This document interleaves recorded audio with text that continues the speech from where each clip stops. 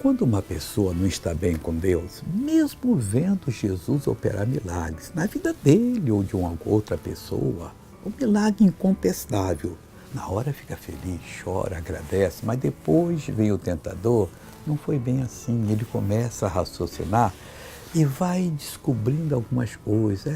Foi aquela comida que eu comi que me curou, foi sei lá o que mais assim, e alguns acreditam até as forças do mal, a cura, incrível. Em João, capítulo 10, versículo 24, rodearam-no, pois, os judeus, rodearam Jesus, e disseram-lhe: até quando terás a nossa alma suspensa? Se tu és o Cristo, dize-nos abertamente. Jesus já tinha falado.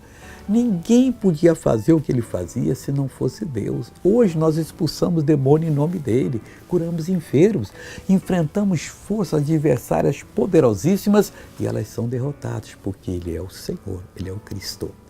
Veja essa pessoa que foi abençoada. Quase que eu não vinha hoje, fui convidada. Eu falei que quase que tem pessoa que não vinha e Deus trouxe. E tem outro que viria e não veio. Porque ontem eu estava arriada, fui ao médico. Aí eu falei para a irmã que me convidou, que eu não sou da Igreja da Graça, mas pelo que eu estou vendo um milagre, agora eu vou participar. Sou da Cidade do Cabo e agora eu estou bem. Já posso até dançar, se for possível.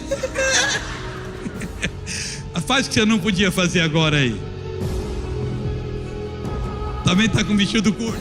Tá bom, pode ir em nome de Jesus. Deixa eu orar agora. Pai, o homem é o mesmo. O homem nunca acredita naquilo que tu fazes. Isso é muito triste.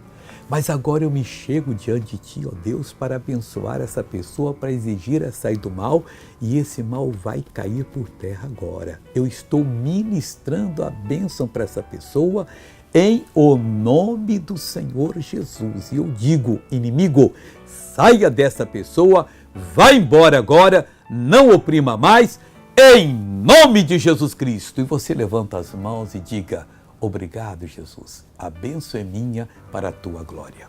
Amém.